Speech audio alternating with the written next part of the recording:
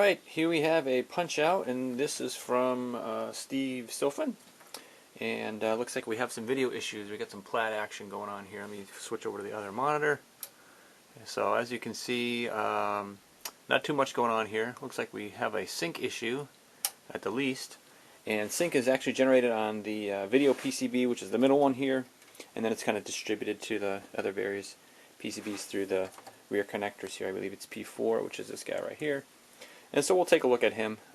First thing I'm going to check actually is the clocks, because if the clocks aren't running properly, then that just causes all sorts of other issues, sync only being one of them. And so I'll probably start with the clocks, and then if everything looks good from the clocks, then we'll start taking a look at the sync and see what's going on. The both monitors, the upper and lower monitors, share that same sync signal, so that's good, and that's obviously why we're seeing the same problem on both monitors. So let's start there, and we'll see what we find. Okay, so here's where we are so far. I started with the sync signal on the video PCB. That's what this is, schematic for that guy. Completely dead. Traced it all the way back to the vertical counters, and there's no clock to the vertical counters whatsoever. So here's the vertical counters over here. Just for information, the horizontal counters are over there. So tracing back the clock, which is labeled here as EQ, traces all the way back to this prom.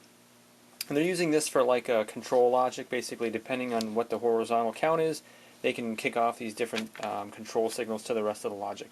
This guy here is socketed right over here, and it's a pretty bad socket, I must say. A lot of the leads here are looking very corroded and stuff, and I got tons of sockets. So the first thing I'm going to do is pull this guy out and replace him with a new one, and then we'll see what that does.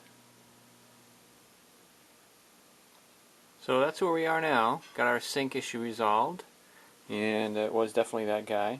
One thing I noticed is that there's a bunch of other sockets that were very similar to the one that I just pulled, and they're all pretty nasty. I don't know if you can see from this angle, but there's a lot of corrosion on all the pins. Not the pins of the ICs themselves, but the sockets. And so I'm thinking that I'm just gonna, rather than take a chance, just replace them all, because I have a huge suspicion that that's just causing more trouble here. You can see that we're getting some stuff here. I can see player and opponent sprites, Glass Joe's kind of shrunk in the corner there. Actually, I wonder if I can flip over here and see the top monitor. The top monitor is looking really good. See, that just further assures me that it's just an issue with this board. I mean, the colors are a little off, but that's not a problem. I can take care of that. It looks like I'm just missing red there or something. But yeah, all of the upper monitor logic is on the back board, which is that skinny guy over here on the side. And all of the lower monitor logic is on this guy right here, and that's the one that's showing issues. And so let me just take a break here, and I'm going to pull all this, replace these guys, and then we'll get another checkpoint and see how things improve. Alright, so we're getting closer. That is the bottom monitor. Let me flip over to the top. There we go. So things are definitely looking better. I did replace those sockets, and it improved things quite a bit. What I am seeing, and you'll see it in a second here, actually, let me see if I can flip over. So the top monitor actually is not too bad for the most part. Again, we're still missing some red. The bottom, again, that's the top monitor right there. Switching over to the bottom monitor. So I can definitely see clearly opponent sprites and player sprites. Notice this here. See how the characters are behind the sprites?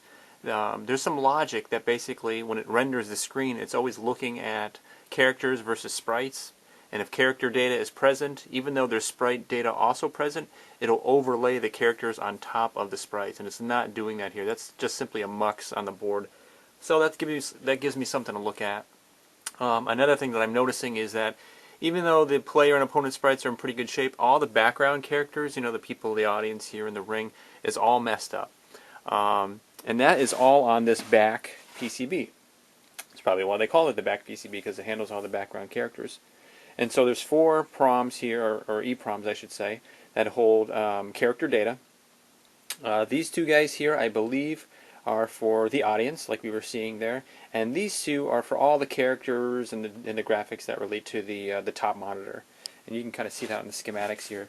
4A and 4B, that stuff all kind of gets sent to the color proms here, which get thrown out to the lower monitor. And then the 2 other EPROMs at 4C and 4D flow through here, and that all gets sent out to the upper monitor. So I'm going to concentrate on this section here. You know, it could just be an addressing problem because you know the characters are just completely wrong. You know, in fact, there's a bunch of stuff missing. So I actually may start at the video RAM that controls that section there. Maybe something sketchy going on there. Although I can see a little bit of characters and stuff going on here. So anyway, I think I'm good with this board for now, the middle PCB, which handles the opponent and player sprites. I'm not completely satisfied with how they look, but I'd be willing to bet that we're like 90% there. And so I'd like to clean this up a little bit first and then maybe go back and pursue that. And so I'm going to change gears now and take a look at the back PCB. Take a look at the schematic a little bit more, do some poking around, and if I make any discoveries, then I'll bring you guys up to date and we'll get this guy fixed. So one of the things I noticed, and you can kind of see it here, the bottom portion of the lower monitor is fine, and then the upper portion is screwed up, and that continues as we move into the match. And so what I believe is going on is there's something wrong with the vertical address counting logic. You can see that kind of is fixed, and that is changing.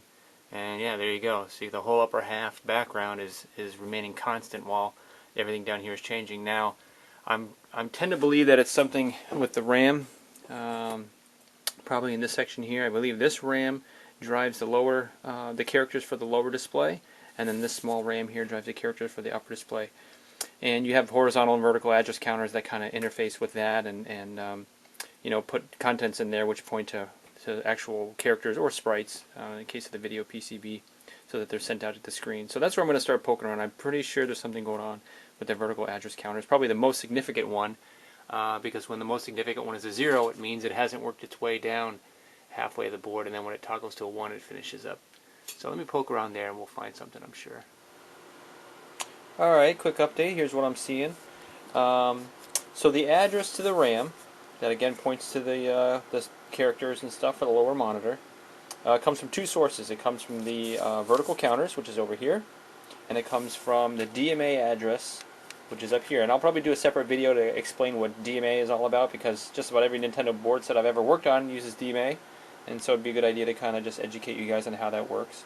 But anyway, during a DMA process, the CPU is basically filling the contents of this RAM with sprite data, basically pointers, you know, like I said, to the sprites. So the right path, it kind of comes from there, and then once it's all done, then the vertical address counters take over, and they drive an address to the RAM, and the read data gets dumped to the ROMs, and their sprites end up appearing on the screen. So this all checks out okay. What I'm seeing is a problem in the most significant bit from this guy up here. So you can think of it this way. The CPU is trying to fill the memory with all the data it needs to display the entire screen, but it's only able to fill up half the memory, the lower half of the memory, because one of those bits, the most significant bit rather, is tied, or actually I think it's tied high or low. I think it's tied. Let me take a look up here on my screen. It is tied high, and so which makes sense, because when that bit is high, we're in the lower half of the screen. When it's lower, we're in the upper half of the screen. And actually, you can see it here. So this is the enable. This first signal up here is the enable to this guy here, which is basically just a buffer, an enable buffer. And the upper signal here is the enable. And so when that guy is low, whatever comes in the input should be seen on the output. And you can see it's definitely not the case.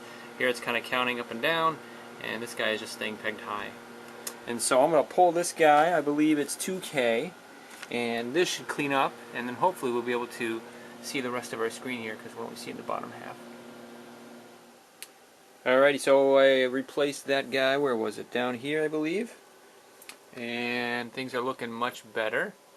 Let me flip over to the top screen. Actually did a couple of things. So I did that, and that replaced the issues with the background graphics. Those appear to be, for the most part, correct. I think there's a little bit of work that needs to be done. You can see in the Nintendo post there and stuff. And obviously, like at the logo here. We'll let it play through a little bit. The other thing that I did was replace several of the sockets for the color proms, because those were sketchy, and that's what was causing the colors to be a little off. There's quite a bit of corrosion on the sockets in general, so I don't know what kind of environment this board was sitting in, but there was quite a bit of corrosion on a lot of these sockets. So you can see here the colors are back now and are correct on the lower monitor and on the upper monitor as well. Let me reach over and flip the switch here. There's the upper monitor, looks really good. So the upper monitor, I think all the upper monitor logic is fine. I think it's, at this point it's all set to go. And the last issue I have now is addressing to these background characters here. You can see the colors and the opponent and player sprites are good, and so I think the color proms are all set. That's done. The entire middle PCB is good to go. That handles all of the opponent and player sprites, and those are all set. And so now it's just a matter of going back to this backboard and taking care of that last issue. Okay, so I got the Fluke actually running this guy, which is nice because I can freeze it at any time. And so I noticed the score table here. Some weird stuff going on. Looks like it's, you know, something dripping from the top there. It definitely has to do with these two guys here. I burned a new set just to make sure that that's not the problem, and it's not. One thing I noticed though is just gently brushing my hand underneath some of these pins. You can kind of see, oh there we go, that it looks like one of the address pins is just not making good contact. Any of the other ones here, I'm kind of, you know, in this area now, up in here. But right around here, I want to say it's address 10, it gets a little sketchy. And so I'm guessing, and actually we can test this, that it's just not making a good connection. Let's see, if I take my little pin here, I believe it's this guy here. Let's see.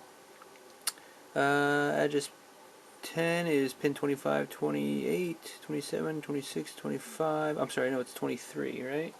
Look at my cheat sheet over here. It is 23. So let me take this guy and put him, since these guys are sharing the same address pin, for address 10, 23, and I apologize, I'm trying to do this while I hold the camera, and plug that in there. So now that ensures that this guy is getting a good signal, and there we go. So let me kick this off again. We're going to run this guy. There we go. That looks much better. I know the color was off on this before. This is something on the middle PCB. I'll have to take a look at those lines there, I believe. I'm not positive. I'll have to check the schematic on that. That looks much better. The score table, of course, looks much better. Let's go through and see if the audience is cleaned up. That was the first thing that caught my eye. Was the whole audience was messed up. The background there, and the ropes and the ring and all that stuff. Oh, beautiful. Okay. Yeah, this is looking much better.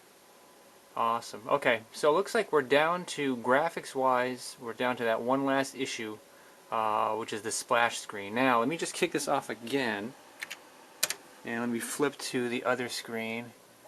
And actually, what am I saying? Of course, it's just going to be the same because the logic drives that same logo to both screens. So, okay, so let me just work on that and test out some sound and all that good stuff, and I think this guy will be done, but we're getting there. We got one more video issue to take care of, and then we can wrap this guy up. Alrighty, that's what we want to see. Got all that cleared up.